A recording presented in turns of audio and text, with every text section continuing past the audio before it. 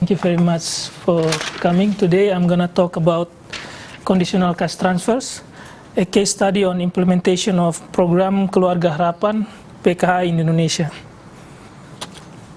After having a discussion with my supervisor, Ian, I changed a little bit on my research questions. First, why government of Indonesia has adopted conditional cash transfer? Second, what strategies and tools has the government of Indonesia adopted in this regard and why? And third, how effective have these approaches been? Before moving on the why questions on the drivers of how government of Indonesia adopted this particular scheme, it is better to get a deeper insight on the debates around the conditionality itself. Why conditionality is desirable? There are three main arguments on theoretical justification for conditionality. The first one is paternalistic justification. It derives from the idea that state or the government can intervene one's preferences for the sake of their own interests or their future or long-term interests. The second one is contractualist justification. It implies the contract between state and government. It's shifting the idea from passive citizen, where like free riding, egoist, or profit maximizer, to become more active citizens. So this also implies the values of reciprocity, solidarity, and equality, which are the very heart of egalitarian values itself. And the third one is mutualist justification. Alan Deacon argued that the two justifications are powerful, but they are incomplete. So the third one, mutualist justification, borrowing the idea from communitarian philosophy, where each individuals, when we live in society, we owe to our families, our neighbors. But there is also criticism regarding to this idea of conditionality. First, from human rights, they argue that education and health are virtue of humanity. So by definition, there is no obligation to earn such right. Second one is freedom of choice. The conditionality restrict beneficiaries or claimants' choice. They assume that beneficiaries are powerless, so they have no choice. But actually, we can look the other opposite. Bastalgi argued that actually conditionality try to lead the beneficiaries in terms of they will neglect their own future interests because of asymmetry information and sort of things. And we go to practical justification. First is raising poor household income. Second one is achieving program outcomes. And the criticisms, first is it will incur administrative costs and opportunity costs. And it can also distort the behavior change, the issue of fungibility. This is the drivers I identified on the implementation of PKH in Indonesia. First one is Indonesian government tried to copy the success story from Latin American countries with other similar CCT programs, such as in Mexico, Progresa, and Brazil, Bolsa Familia. And learning from the experience of unconditional cash transfers, which leads to conflict among grassroots level. So the government tried to adopt a new ways of social protection scheme. And the third one is political agenda on alleviating intergenerational poverty. There are two strategies for implementing this program. First one, I'd like to see on co-production theory, which the clients are also necessary co-producer. The agency cannot achieve the purposes unless the client do certain things. So it implies mutual obligation. And the second one is partnership.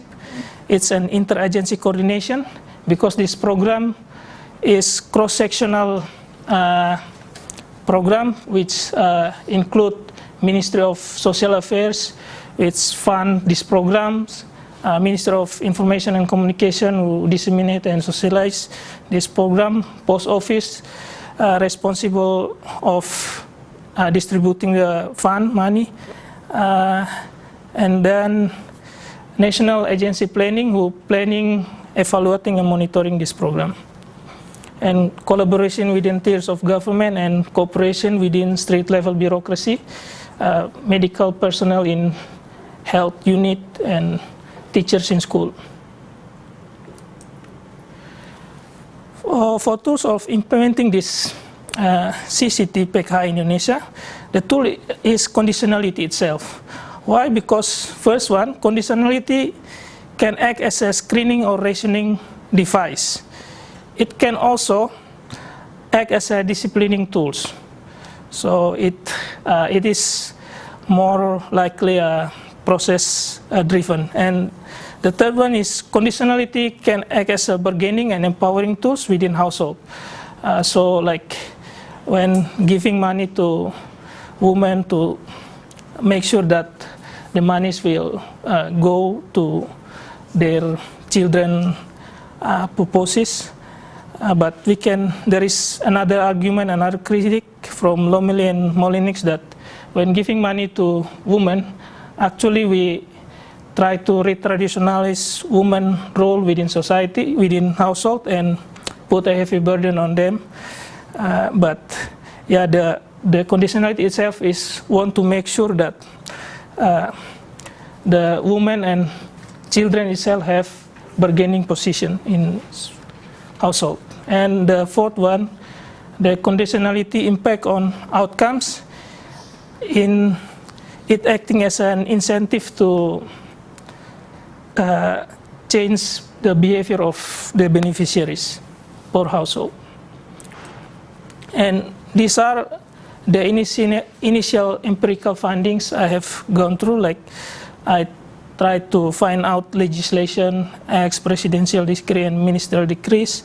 I tried to go through the data from Ministry of Social Affairs and National Planning Agency, and there are academics articles as well, either in Latin America or Indonesia, and previous research article in PKH Indonesia, mostly in Indonesian language, and blog some communities, some facilitators and operators, they make their own blog in every district, but this only is small because not every facilitators operators in every province in Indonesia have their own ability to make, like they are not expert on information, so just only in Java Island they have their own blog and they communicate together with all facilitators and operators that responsible for these particular programs in the field work.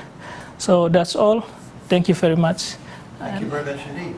Would you like to perhaps just take a seat up the front, and we'll open it up for comments and questions. Here we are. Thank you. And do you want to kick off, or are you happy to? Well, we had a long and productive discussion yesterday, so rather than me wasting the people's time here that didn't have that opportunity, I'll respond accordingly. All right, lovely. And welcome, Sue. I think we seem to have lost Linda at this stage, but I'm sure she's on her way. She said she was coming. Yes. When I spoke to her, she might have been the second person up. Yeah, so she'll be here. So welcome. Right, comments, questions? Prakash. Actually, I just want to suggest one theoretical base for interpreting your tools. What we learn in our political institution and policy process class is that tool in the sense of policy instrument, they are either modality, authority, treasure, or organization, 4 category. So you said conditionality itself is a tool. And what I learned in global social policy class is that whether targeted or universal approach, they are a kind of social policy perspectives or strategy. And if you categorize broadly, then it can be either universal or targeted. And targeted is basically related to conditionality, in my understanding. So if you see your tool in terms of the four category, theoretical category, modality that is related to communication or information dissemination, authority means using authority to implement some policy measure, and treasure is I think somehow more related to treasure because it gives incentive, right? And then organization is if there is a particular organization used to implement certain policy, then organization becomes a tool or instrument of policy. But I may be wrong again. This is just what I learned in class. I want to share with you. Do you want to respond? That's excellent, Prakash. I love it when people reflect on other courses and say, this is what I picked up, and I now use that as an analytical lens. And the NATO, the Christopher Hood work on NATO, is long-standing. It's a bit gimmicky in the sense of why NATO, but it was nodality, authority, treasure, and organisation, as you say. And then what you're saying is you could craft that onto the universality or the targeted, and the targeted picks up the fact that you're targeting because you've got conditions. Yeah. Probably there is... Oh, that's a good idea. You want to take some more comments and suggestions, and then we can go back and consider the significance of them. Yeah. Do you, any other thoughts? I think it's really interesting how you're taking the evidence, like the famous case examples from other countries as well. Do you think that it will be difficult to place them into a like Indonesian specific context, or do you think that that will be sort of relatively simple?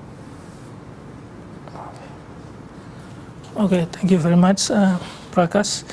Yeah, in this PK-CCT, I use conditionality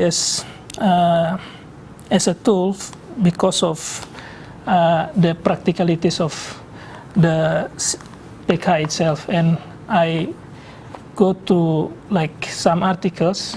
They found that conditionalities can be used as a rationing or screening mechanism to target the household.